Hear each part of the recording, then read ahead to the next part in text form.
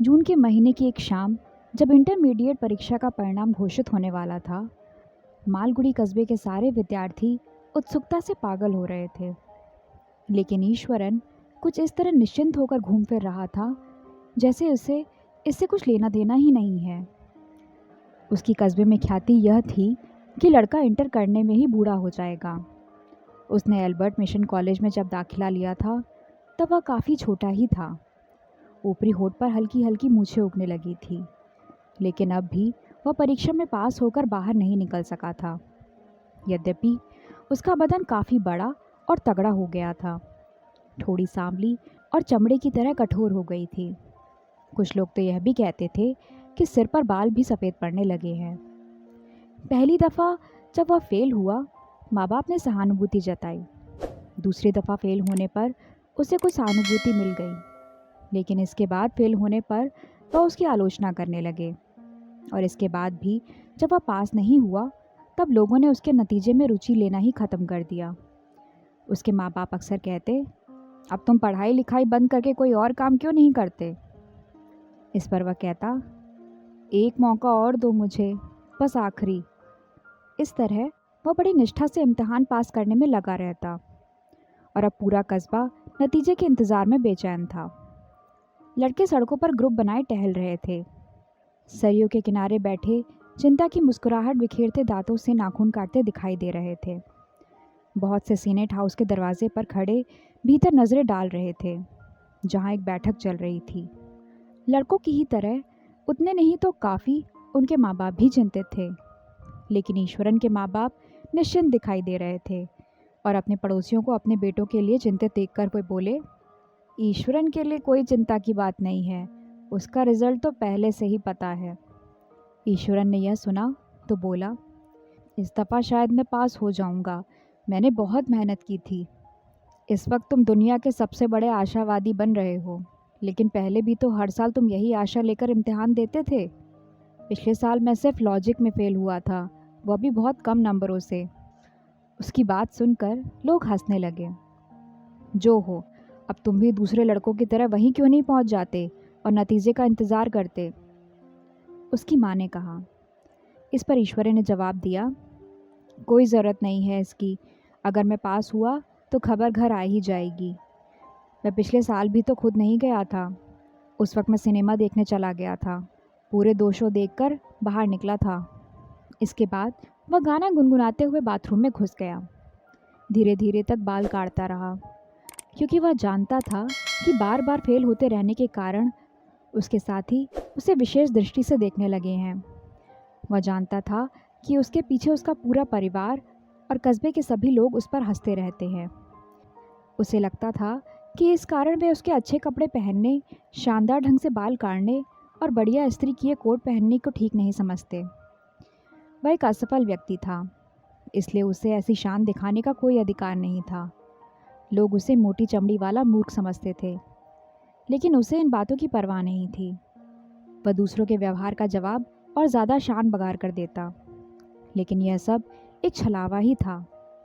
अपने भीतर वह बहुत दुखी रहता था और प्रार्थना करता रहता था कि उसे सफलता प्राप्त हो। नतीजा निकलने वाले दिन उसके मन में एक ज़बरदस्त ऊहापोह थी। बाहर निकलते हुए वह बोला, माँ, रात के खाने पर मेरा इंतज़ार मत करना, मैं होटल में ही कुछ खा पी लूँगा और पैलेस टॉकीज़ में 2 शो सिनेमा देखूँगा। जब वह विनायक स्ट्रीट से गुजरा, उसने देखा कि बहुत से लड़के कॉलेज चले जा रहे हैं। वे पूछने लगे, तुम भी कॉलेज चल रहे हो? हाँ हाँ, जाऊँगा, लेकिन अभी तो मैं एक ज़रूरी काम से जा रहा हूँ। कहाँ? Palace talkies. यह सुनकर लड़के हंसने लगे। लगता है तुम्हें अपना नतीजा मालूम हो गया है ना? हाँ, हो गया है, नहीं तो मैं इस वक्त सिनेमा देखने क्यों जाता। तुम्हारा रोल नंबर क्या है? 785। जो भी नंबर उसके दिमाग में आए उसने बोल दिए। लड़के हंसते हुए आगे बढ़ गए। तुम्हें इस बार ज़रूर पहली श्रेणी प्राप्त होगी। 4 आने वाले टिकट लेकर वह एक कोने में जा बैठा। फिर चारों तरफ देखा, कहीं कोई लड़का नज़र नहीं आया। कस्बे के सब लड़के इस वक्त कॉलेज के सामने खड़े थे। ईश्वरन को यह देखकर बहुत बुरा लगा कि सिनेमा हॉल में एक भी लड़का नहीं है। लगता था भाग्य ने उसे हर मामले में अपने साथियों से अलग कर दिया है। ये सोचकर वह बहुत उदास हो गया। उसे खुद अपने से वितृष्णा होने लगी। तभी रोशनी बुझ गई और पिक्चर शुरू हो गई। तमिल की इस फिल्म में दुनिया के सभी देवी देवता प्रकट होने लगे। उसे स्वर्ग के वे सारे दृश्य दिखाई देने लगे जो फिल्म के डायरेक्टर ने दर्शकों के लिए विशेष रूप से बनाए थे। देर तक वह अपने अस्तित्व को भूला रहा, लेकिन यह स्थिति आधे घंटे तक ही रही। उसने देखा कि फिल्म की हीरोइन स्वर्ग में खड़े एक पेड़ की डाल पर बैठी है और एक गाना गा रही है। गाना आधे घंटे तक चलता रहा, जिससे ईश्वरन बोर होने लगा और फिर अपनी उस दिन की मनस्थिति में लौट आया। वह फिर उदास हो गया। हीरोइन से बोला, देवी मेरी परेशानी और मत बढ़ाओ, अब यहाँ से कहीं और चली जाओ। लगा कि हीरोइन ने सचमुच उसकी प्रार्थना सुन ली और वहाँ से चली गई। अब गाने में ज़्यादा रोचक चीज़ें पर्दे पर आने लगी। लड़ाई, बाढ़, आसमान से कोई ज़मीन पर गिरा, समुद्र के भीतर से कोई बाहर निकल आया, आग बरसने लगी, फूल झरने लगे, लोग मरने लगे, कुछ फिर जिंदा होकर उठ खड़े हुए, इत्यादि इत्यादि। सिगरेट बीड़ी के धुएं के बीच से ये मज़ेदार दृश्य दिखाई दिए। पर्दे के भीतर से और सामने बैठे लोगों की आवाज़ें ही आवाज़ें, नाच गाने, सोडा बेचने वालों के नारे, दर्शकों की मनोरंजक टीका टिप्पणियाँ। इन सब के बीच ईश्वरन अपनी परीक्षा की परेशानियों को घंटों तक भूला रहा। रात को 10 बजे शो ख़त्म हुआ। दूसरा शो देखने के लिए बाहर भीड़ जमा थी। ईश्वरन बाहर निकला और सिनेमा के सामने बने रेस्टोरेंट आनंद भवन में घुस गया। इसका मालिक एक बम्बई का आदमी उसे जानता था। देखते ही पूछने लगा, ईश्वरन साहब, आज कॉलेज का रिज़ल्ट आने वाला था, आपका क्या हुआ?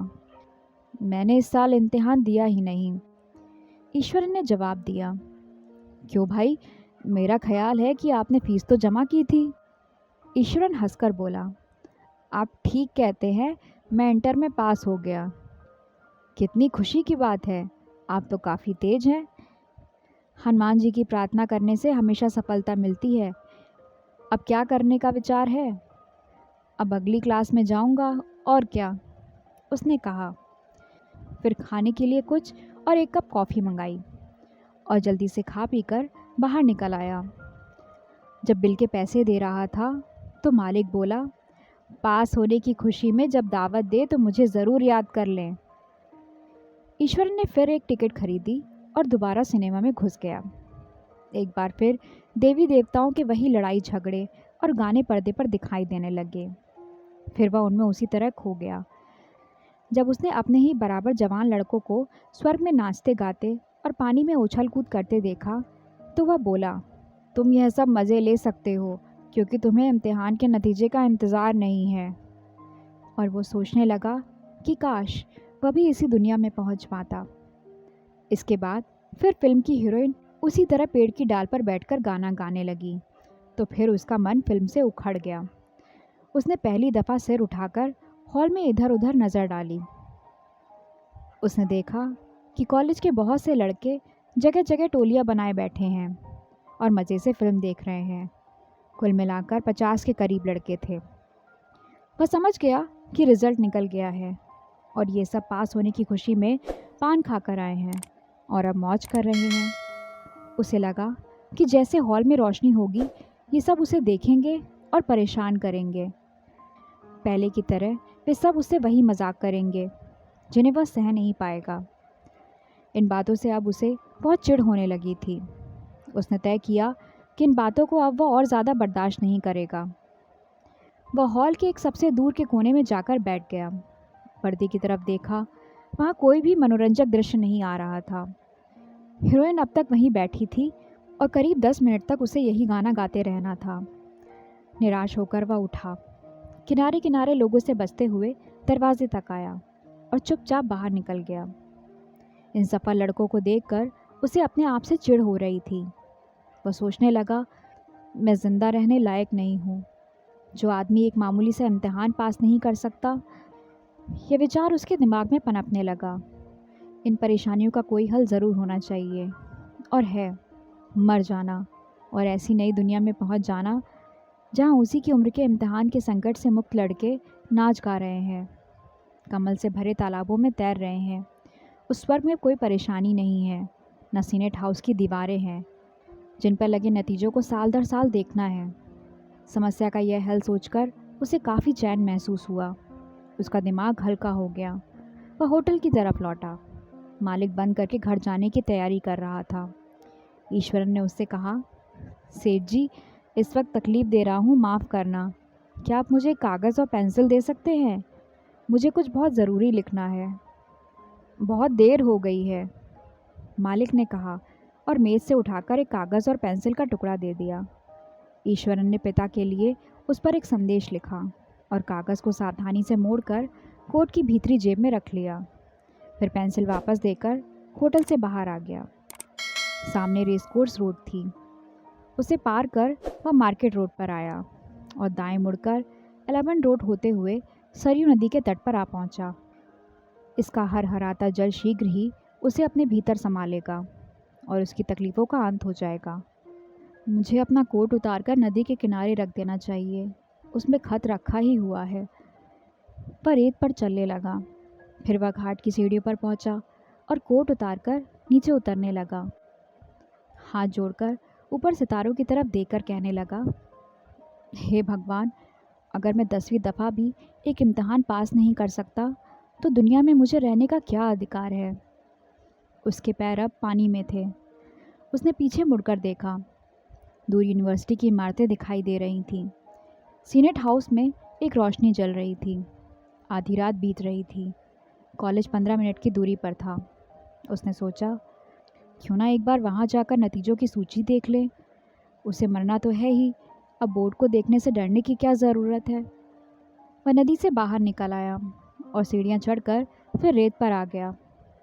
दूर घड़ी ने 12 के घंटे बजाए। आसमान पर सितारे चमक रहे थे। सामने नदी बह रही थी और पेड़ पौधों से सर की आवाज़ें निकल रही थीं। रेत से गीले उसके पैरों को ठंडी हवा लग रही थी। वह आकर कर सीनेट हाउस के बरामदे में घुसा और बुड़बुड़ाया, यहाँ मुझे किसी का डर नहीं है। वहाँ कोई नहीं था। कहीं कोई आवाज़ नहीं आ रही थी। सारी इमारत में अंधेरा था, सिवा उन सीढ़ियों के जिनके ऊपर एक बल्ब जल रहा था। उसके नीचे दीवार पर नोटिस बोर्ड लगा हुआ था। जब उसने लिस्ट पास से देखने के लिए पैर ऊपर किए तो उसका दिल धक धक कर रहा था। बल्ब की रोशनी में वह रोल नंबर देखने लगा। उसका गला सूख रहा था। पहले उसने तीसरी श्रेणी में पास होने वालों के नंबर देखे। उसका अपना नंबर 501 था। इससे पहले पास होने वाला नंबर था 498 और इसके बाद एकदम 703 नंबर आ गया था। मेरे पीछे और आगे बहुत से लोग हैं, उसने सोचा। जब वह सीनेट हाउस में घुस रहा था तो उसे बहुत उम्मीद थी कि पास हुए लोगों में उसका नंबर ज़रूर होगा। वह सोच रहा था कि अपना नंबर देखकर उसे कैसा लगेगा। वह दौड़कर घर पहुंचेगा और सबसे कहेगा कि उन्होंने जो कुछ भी अब तक मेरे खिलाफ बोला है उसके लिए माफ़ी मांगे। लेकिन अब ध्यान से सब नंबर देख लेने के बाद उसकी असफलता उसके सामने आकर खड़ी हो गई। उसका नंबर सूची में नहीं था। अब नदी। वह निराश होकर सोचने लगा, सज़ा पाए व्यक्ति की तरह जिसे झूठी ही सही उम्मीद तो थी, वह अब बिल्कुल टूट गया। नदी। नोटिस बोर्ड को संबोधित करते हुए उसने कहा, मैं जा रहा हूँ। यह कहकर वह पीछे मुड़ने को हुआ। लेकिन मैंने अच्छी श्रेणी के पास लोगों के नंबर तो देखे ही नहीं। यह सोचकर वह फिर नोटिस बोर्ड को देखने लगा। प्रथम श्रेणी, इसमें पहला नंबर भी एक ही था और भी 6 लोगों के नंबर थे। पता नहीं है कैसे इतने आगे निकल जाते हैं, वह सोचने लगा। इसके बाद उसने द्वितीय श्रेणी के नंबरों पर एक नज़र दौड़ाई। ये 2 लाइनों में लिखे थे। पहला नंबर 98। कुल मिलाकर 15 नंबर थे। एक एक नंबर को बड़े ध्यान से देखता वह आगे बढ़ने लगा। वह नंबर 350 पर आया, फिर 400 था, इसके बाद 501 और फिर 600। दूसरी श्रेणी में 501। क्या वह सच हो सकता है? वह चीखा, फिर रुक गया और बार बार इस नंबर को देखने लगा। हाँ, यही नंबर है उसे दूसरी श्रेणी मिली है। अगर यह सही है तो अगले बरस मैं बीए में बैठूंगा। यह बात उसने इतने ज़ोर से चिल्लाकर कही कि सारी इमारत गूंज उठी। अब जो भी मुझे बेवकूफ़ कहेगा उसे मैं जान से मार दूंगा, उसने घोषणा की। उसे बेहोशी आने लगी। उसने दीवार का सहारा लिया। सालों का संशय और निराशा एकाएक हटनी शुरू हो गई थी और मुक्ति का यह झटका इतना शक्तिशाली था कि उसे वह सहन नहीं कर पा रहा था। उसकी नाड़ियों में खून तेज़ी से दौड़ने लगा था और खोपड़ी के भीतर समा नहीं पा रहा था। कोशिश करके उसने अपने आप को संभाला। मन में गाने की एक धुन अपने आप उभर आई। उसे लगने लगा कि वह दुनिया का अकेला बाशिंदा है, उसका मालिक भी है। उसने अपनी छाती ठोकी और नोटिस बोर्ड को संबोधित करके बोला, जानते हो मैं कौन हूँ? कल्पना में अपनी मूछें ऐंठी, खुद हो कर हंसने लगा और पूछने लगा, दूल्हे के लिए घोड़ा तैयार किया? फिर नोटिस बोर्ड पर एक और नज़र डालकर वह बाहर निकल आया और राजा की तरह आगे बढ़ा। आखिरी सीढ़ी पर एक क्षण रुका और घोड़े का इंतज़ार किया। घोड़ा पास आया तो हुक्म दिया, घोड़ा और पास ले आओ। सुनते हो? घोड़ा और पास आ गया। उसने उस पर सवार होने का भाव दिखाया और उसे चाबुक लगाई। उसकी आवाज़ नदी के किनारे तक गूंज गई। घोड़ा तेज़ी से आगे बढ़ा जा रहा था। उसने अपने बाजू घुमाए और घोड़ा रेत पर दौड़ने लगा। वह ज़ोर से चिल्लाकर कहने लगा, सामने से हट जाओ, राजा की सवारी आ रही है। जो भी रास्ते में आएगा दबकर ख़त्म हो जाएगा। मेरे 501 घोड़े हैं, वह रात से कहने लगा। रोल नंबर उसके दिमाग में अटक गया था और बार बार आ जा रहा था। वह नदी के किनारे कई दफ़ा आगे पीछे दौड़ता था, लेकिन उसे संतोष नहीं हो रहा था। वह बोला, प्रधानमंत्री, यह घोड़ा अच्छा नहीं है और 501 घोड़े मुझे ला कर दो। सब द्वितीय श्रेणी में पास हुए हैं। इसके बाद इसी घोड़े को चाबुक मारकर वह वापस लौट गया। शीघ्र ही प्रधानमंत्री उसके लिए एक दूसरा घोड़ा ले आया। वह शान से उस पर सवार हुआ और बोला, यह ज़्यादा अच्छा है। अब वह इस घोड़े पर चक्कर लगाने लगा। यह अद्भुत नज़ारा था। तारों की हल्की रोशनी में, सन्नाटे में अकेला वह अपनी ही जीभ से घोड़े की टप टप आवाज़ें करता रेत में दौड़ रहा था। एक हाथ से बागडोर थामे था। घोड़े को इधर उधर भगाते, दूसरे से कल्पना की मूँछों को मरोड़ते वह घोड़े को इस तेज़ी से दौड़ाने लगा मानो तूफान आ गया है। उसे लगा कि अब उसने जीत हासिल कर ली है। शीघ्र ही वह रेत का मैदान पार कर गया। वह पानी के किनारे आ गया। एक क्षण रुका और घोड़े से फुसफुसाकर पूछा, तुम्हें पानी से डर तो नहीं लगता? तुम्हें यह नदी पार करनी है, वरना मैं 501 रुपये कभी नहीं चुकाऊंगा। उसे लगा कि घोड़ा पानी में कूद गया है। दूसरे दिन दोपहर के बाद उसका शरीर नदी में आधा मील आगे पड़ा मिला। इससे पहले लोगों को नदी के किनारे उसका कोट मिल गया था, जिसमें रखी पर्ची भी पढ़ ली गई थी। पूज्य पिताजी, जब आपको मेरा यह पत्र मिलेगा, मैं नदी के तल में पहुंच चुका होऊंगा। मैं ज़िंदा नहीं रहना चाहता। मेरी चिंता मत कीजिएगा। आपके और भी बेटे हैं जो मेरी तरह बेवकूफ़ नहीं हैं। आशा है आपको आज की कहानी पसंद आई होगी। ऐसी ही मनोरंजक कहानियों को सुनने के लिए वीडियो को लाइक, शेयर और चैनल को सब्सक्राइब करना ना भूलें। फिर मिलते हैं एक और कहानी के साथ। धन्यवाद।